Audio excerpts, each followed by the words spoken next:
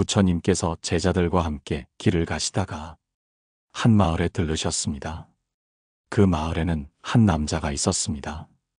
그는 넉넉한 집안에서 태어나 풍족한 삶을 살았지만 늘 불만이 많고 사람들과 자주 다투었습니다.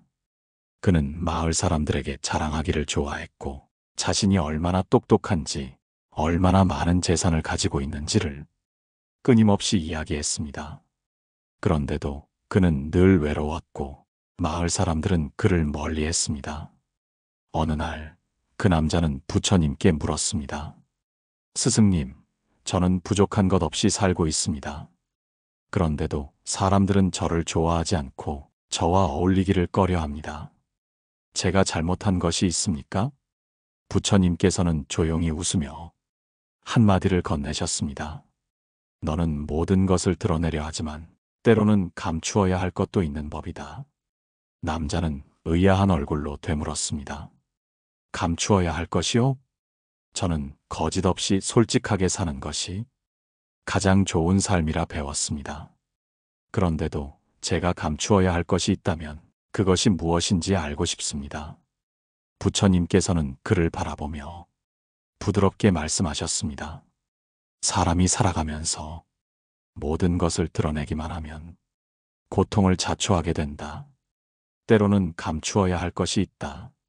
그것을 지키면 내 삶은 한층 평온해질 것이니라. 여러분은 혹시 여러분의 모든 것을 사람들에게 다 보여주고 계시지는 않나요? 솔직함이 중요하다고 하지만 그 솔직함이 오히려 여러분을 힘들게 하고 있지는 않나요? 사람들과의 관계에서 불필요한 갈등을 피하고 더욱 지혜롭게 살아가기 위해 반드시 감추어야 할 5가지가 있습니다. 오늘 방송에서는 부처님께서 말씀하신 지혜를 바탕으로 살면서 반드시 감추어야 할 것들에 대해 이야기하려 합니다. 그것이 무엇인지 함께 알아가 보도록 하겠습니다. 다음 이야기에서 첫 번째로 감추어야 할 것이 무엇인지 함께 살펴보겠습니다. 부처님께서는 남자를 바라보며 잔잔한 목소리로 말씀하셨습니다. 첫째로 내가 감추어야 할 것은 너의 선행이니라. 남자는 깜짝 놀라며 되물었습니다. 스승님, 저는 좋은 일을 하면 사람들에게 알려야 한다고 생각했습니다. 그래야 더 많은 사람이 선행을 실천할 테고 좋은 영향력이 퍼질 것 아닙니까? 부처님께서는 조용히 고개를 저으며 길가에 핀 한 송이 꽃을 가리키셨습니다. 이 꽃이 향기를 내뿜는 것을 보아라. 그 향기는 바람을 타고 멀리 퍼지지만 꽃은 자신이 향기를 낸다고 자랑하지 않는단다. 남자는 가만히 꽃을 바라보았습니다. 부처님께서는 다시 말씀하셨습니다. 사람들은 보통 선행을 하면 그것을 드러내고 싶어 한다. 자신이 얼마나 착한 사람인지, 얼마나 남을 도왔는지를 알리고 싶은 마음이 드는 것이지. 하지만 진정한 선행은 드러내지 않아도 빛나는 법이다. 여러분은 어떠신가요? 좋은 일을 했을 때 사람들에게 알리고 싶은 마음이 들 때가 있지 않나요? 나는 이런 기부를 했다. 나는 이렇게 착한 일을 했다. 라고 말하고 싶을 때가 있지 않나요? 하지만 부처님께서는 그 선행을 조용히 감추라고 말씀하십니다. 왜냐하면 선행을 드러내는 순간 그것은 진정한 선행이 아니라 보상을 바라게 되기 때문입니다. 칭찬을 듣고 싶고 인정을 받고 싶고 남들이 알아주기를 바라게 되지요. 그러나 조용히 베풀고 나누는 사람은 그 마음 자체가 깨끗합니다. 그들은 보상을 바라지 않고 그저 선을 행하는 것 자체로 기뻐합니다. 이런 사람들은 결국 더 많은 좋은 인연을 만나게 되고 자신도 모르는 사이에 더 큰 복을 짓게 됩니다. 부처님께서 제자들에게 이런 말씀을 하신 적이 있습니다. 착한 일을 할 때는 마치 오른손이 한 일을 왼손이 모르게 하라. 이는 선행을 한 후에도 그것을 잊고 살아가라는 뜻입니다. 그래야만 그 선행이 진정한 의미를 가지게 됩니다. 그러니 여러분, 여러분이 베푸는 선행은 굳이 드러내지 마세요. 그 선행은 반드시 자연스럽게 빛을 발하게 될 것입니다. 다음 이야기에서는 두 번째로 감추어야 할 것이 무엇인지 함께 살펴보겠습니다. 부처님께서는 남자를 바라보며 두 번째로 감추어야 할 것이 있다고 말씀하셨습니다. 둘째로 내가 감추어야 할 것은 너의 고통이니라. 남자는 의아한 표정을 지으며 물었습니다. 스승님, 저는 제 고통을 드러내야 위로를 받을 수 있다고 생각했습니다. 제가 힘든 일을 겪을 때 누군가에게 이야기하면 마음이 한결 편해지곤 했습니다. 그런데 왜 고통을 감추어야 합니까? 부처님께서는 조용히 미소를 지으시며 강가에 떠 있는 한 마리 오리를 가리키셨습니다. 저 오리를 보아라. 강물 위를 우아하게 떠다니지만 물속에서는 두 발을 끊임없이 움직이고 있단다. 그러나 그것을 보지 않는 사람들은 오직 물 위의 모습만 본다. 남자는 가만히 강물을 바라보았습니다. 오리는 아무 일도 없는 듯 보였지만 물 아래에서는 쉼없이 발을 움직이고 있었습니다. 부처님께서는 부드러운 목소리로 말씀하셨습니다. 사람들은 누구나 저 오리와 같다.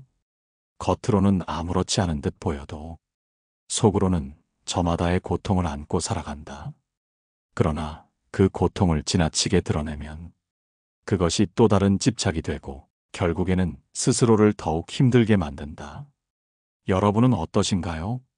힘든 일이 있을 때 누군가에게 털어놓고 싶은 마음이 들지 않나요? 물론 마음을 나누고 위로를 받는 것은 중요합니다.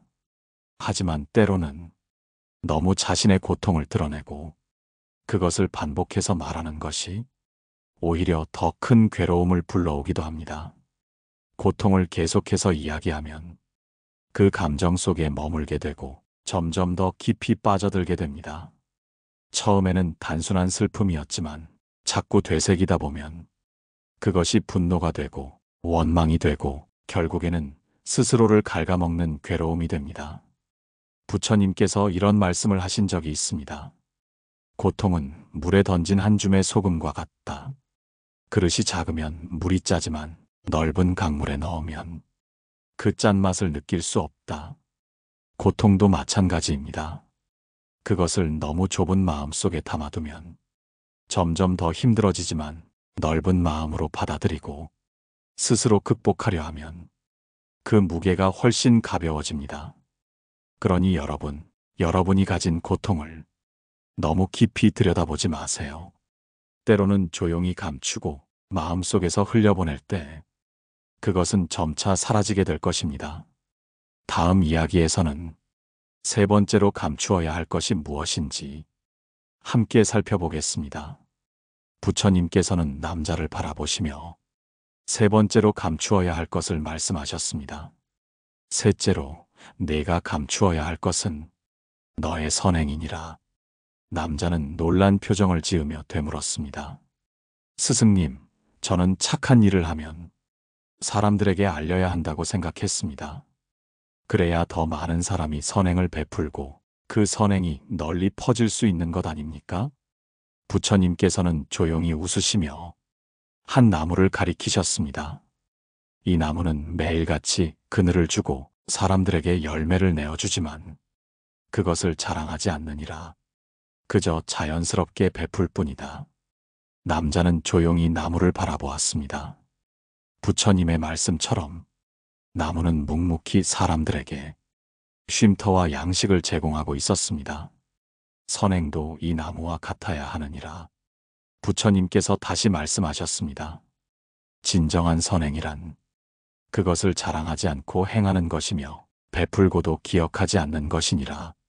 선행을 알리고 칭찬받기를 원하면 그것은 순수한 베풀미 아니라 자신의 공덕을 쌓기 위한 집착이 된다. 여러분은 어떠신가요? 좋은 일을 하고 난 뒤 누군가가 알아주길 바란 적은 없었나요? 혹은 선행을 했음에도 감사를 받지 못해 서운했던 적이 있진 않나요? 사람들은 선한 일을 하면 자신도 모르게 그것을 누군가에게 이야기하고 싶어 합니다. 그러나 선행이 진실된 것이려면 그것이 알려지는 것이 아니라 그 자체로 의미가 있어야 합니다. 부처님께서 이런 말씀을 하신 적이 있습니다. 손이 오른손이 한 일을 왼손이 모르게 하라.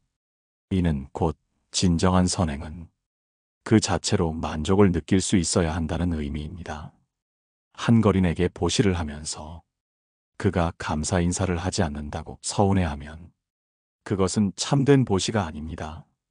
선행은 행한 순간 잊어야 하며 그것을 누군가에게 알리고 인정받으려는 마음을 내려놓아야 합니다. 여러분이 베푼 선행은 그 자체로 이미 큰 의미를 지니고 있습니다. 그것이 알려지지 않아도 누군가가 칭찬해 주지 않아도 여러분의 마음 속에는 이미 큰 공덕이 쌓이고 있는 것입니다. 다음 이야기에서는 네 번째로 감추어야 할 것이 무엇인지 함께 살펴보겠습니다. 부처님께서는 남자를 바라보며 네 번째로 감추어야 할 것을 말씀하셨습니다. 넷째로 내가 감추어야 할 것은 너의 고통이니라. 남자는 깊은 한숨을 쉬며 물었습니다. 스승님, 저는 괴로울 때 누군가에게 말해야 한다고 배웠습니다. 마음을 나누어야 한다고요. 그런데 왜 고통을 감추어야 한다고 하십니까? 부처님께서는 부드러운 미소를 지으며 손에 들고 있던 물잔을 가리키셨습니다. 이 물잔에 물이 가득 차 있다면 누군가가 더 따르고 싶어도 담을 공간이 없느니라. 하지만 물이 적당히 비워져 있다면 다른 물도 채울 수 있겠지. 남자는 고개를 끄덕였습니다. 부처님께서는 다시 말씀하셨습니다. 사람들은 누구나 고통을 안고 살아가느니라. 하지만 그 고통을 지나치게 드러내면 주변 사람들은 너를 돕기는커녕 무거운 짐처럼 느낄 수도 있느니라. 너의 아픔을 지나치게 말하면 그것이 너를 더욱 붙잡고 놓아주지 않을 것이고 너 또한 그 아픔에 더욱 사로잡히게 될 것이니라. 여러분도 이런 경험이 있지 않나요? 힘든 일이 있을 때 누군가에게 털어놓고 싶고 위로받고 싶다는 마음이 들지요. 그러나 우리의 고통을 너무 자주, 너무 깊이 나누다 보면 그것이 오히려 나를 더욱 힘들게 하고 주변 사람들에게도 무거운 짐이 될 수 있습니다. 부처님께서는 제자들에게 이런 이야기를 들려주셨습니다. 옛날에 한 남자가 있었습니다. 그는 늘 자신의 불행을 남들에게 이야기하며 위로받고자 했습니다. 하지만 시간이 지날수록 사람들은 점점 그를 피하게 되었습니다. 남자의 곁에는 결국 아무도 남지 않게 되었습니다. 그러던 어느 날 그는 한 스님을 찾아가 하소연했습니다. 스님, 저는 항상 힘들고 괴롭습니다. 그런데 사람들은 제 이야기를 들어주지도 않고 오히려 저를 멀리합니다. 왜 이런 일이 일어나는 걸까요? 스님은 조용히 웃으며 그에게 물 한 바가지를 건넸습니다. 이 물을 마시려무나. 남자가 물을 마시려 하자 스님은 다시 말했습니다. 하지만 마시기 전에 이 물이 얼마나 차가운지, 어디서 길어왔는지, 어떤 그릇에 담겼는지 모두 말한 뒤에 마셔야 하느니라. 남자는 당황하며 대답했습니다. 그럴 필요가 있습니까? 그냥 마시면 되는 것 아닙니까? 스님은 고개를 끄덕였습니다. 그래, 물은 그냥 마시면 된다. 너의 괴로움도 그렇다. 누군가에게 말하기 전에 그것을 스스로 받아들이고 흘려보낼 수 있어야 한다. 그렇지 않으면 그 괴로움은 더욱 커지고 주변 사람들에게도 짐이 되느니라. 고통은 마음속에서 스스로 정리하고 그 무게를 덜어내는 과정이 필요합니다. 물론 때로는 믿을 만한 사람에게 나누고 위로받는 것도 중요하지만 지나치게 자신의 아픔에만 집중하다 보면 오히려 그것이 삶을 더욱 무겁게 만들 수도 있습니다. 여러분의 고통을 어떻게 다루고 계신가요? 어떤 어려움이 찾아왔을 때 그것을 계속 붙잡고 있는지 아니면 조용히 받아들이고 흘려보내는지 한번 돌아보시길 바랍니다. 다음 이야기에서는 마지막으로 감추어야 할 것이 무엇인지 함께 살펴보겠습니다. 부처님께서는 남자를 바라보며 마지막으로 감추어야 할 것을 말씀하셨습니다. 다섯째로 네가 감추어야 할 것은 너의 선행이니라. 남자는 의아한 표정을 지으며 되물었습니다. 스승님, 저는 좋은 일을 하면 사람들에게 알려야 한다고 생각했습니다. 그래야 다른 사람들도 본받고 세상이 더 나아지지 않겠습니까? 부처님께서는 고개를 끄덕이며 나지막이 말씀하셨습니다. 너는 하늘을 나는 새가 자신의 그림자를 본 적이 있느냐? 남자는 잠시 생각하다가 고개를 저었습니다. 아니요, 스승님. 새는 하늘을 날 뿐 자신의 그림자가 어디로 가는지는 신경 쓰지 않습니다. 부처님께서는 미소를 지으며 말씀하셨습니다. 그래, 참된 선행이란 마치 하늘을 나는 새처럼 자신의 그림자를 신경 쓰지 않는 법이다. 선행을 드러내고 알리려 하면 그것은 진정한 선행이 아니라 자기 과시가 될 수 있느니라. 여러분도 이런 경험이 있지 않나요? 좋은 일을 하고 나서 그것이 사람들에게 알려지기를 바라거나 누군가 알아주지 않으면 조금 서운한 마음이 드는 경우 말입니다. 하지만 진정한 선행은 누군가에게 보이기 위해 하는 것이 아니라 그저 옳기 때문에 하는 것입니다. 부처님께서는 제자들에게 한 노인의 이야기를 들려주셨습니다. 옛날에 한 마을에 가난한 사람들을 몰래 도와주는 노인이 있었습니다. 그는 매일 밤 사람들이 잠든 사이에 문 앞에 쌀자루를 두고 갔고 배고픈 이들에게 몰래 빵을 나누어 주었습니다. 그러나 그는 결코 자신의 정체를 드러내지 않았습니다. 어느 날 마을 사람들이 모여 이름 모를 자선가에 대해 이야기하며 그를 찾으려 했습니다. 우리는 그분이 누구인지 알고 싶습니다. 그에게 감사 인사를 전해야 하지 않겠습니까? 그런데 노인은 조용히 웃으며 편지 하나를 보여줬습니다. 바로 노인이 직접 쓴 편지였죠. 내가 누구인지는 중요하지 않습니다. 그저 도움이 필요한 사람이 있고 나는 그것을 도울 수 있었을 뿐입니다. 편지에는 이렇게 써 있었고 사람들은 감동하며 더 이상 묻지 않았고 그 노인은 끝까지 자신의 선행을 알리지 않았습니다. 여러분, 우리는 종종 좋은 일을 하면 그것이 사람들에게 알려지길 바랍니다. 그러나 선행의 가치는 그것이 알려지는 것이 아니라 누군가에게 진정으로 도움이 되는 데 있습니다. 혹시 여러분은 자신의 선행을 드러내고 싶은 마음이 들어본 적이 있나요? 그것이 정말로 선한 마음에서 비롯된 것인지 아니면 누군가의 칭찬을 받고 싶어서인지 한번 돌아보시길 바랍니다. 부처님께서는 이렇게 말씀하셨습니다.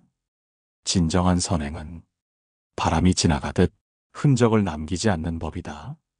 이제 우리는 삶에서 감추어야 할 5가지를 배웠습니다.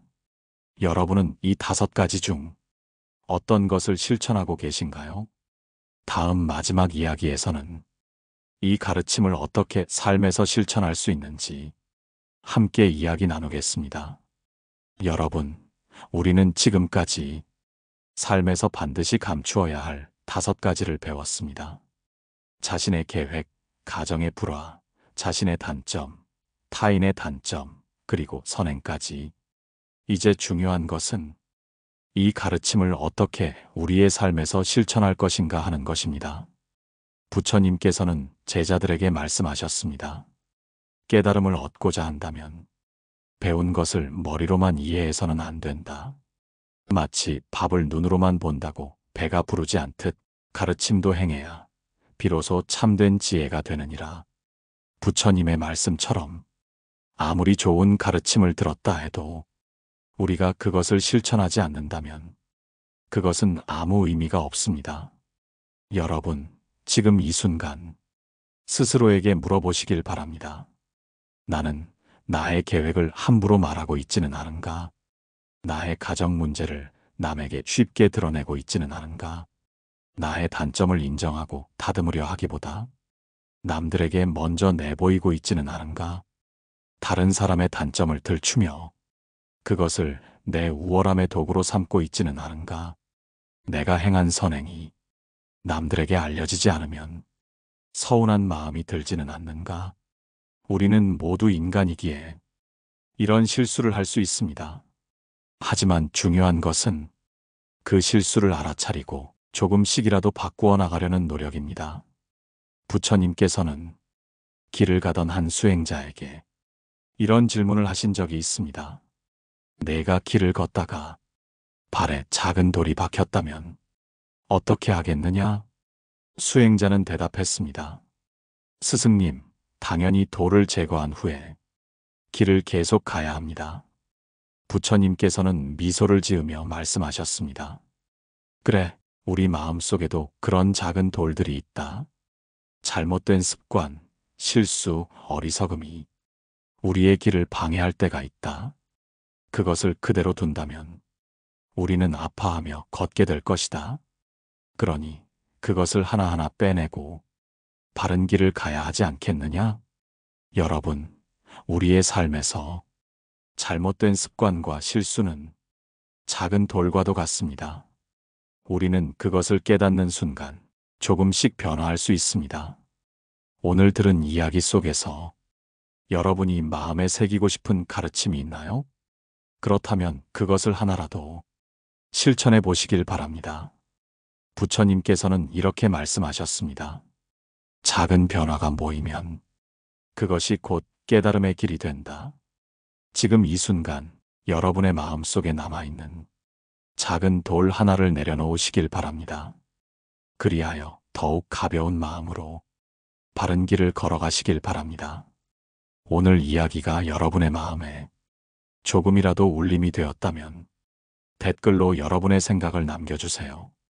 그리고 다음 이야기에서도 여러분과 함께 더 깊은 깨달음을 나누도록 하겠습니다. 마음의 평온이었습니다.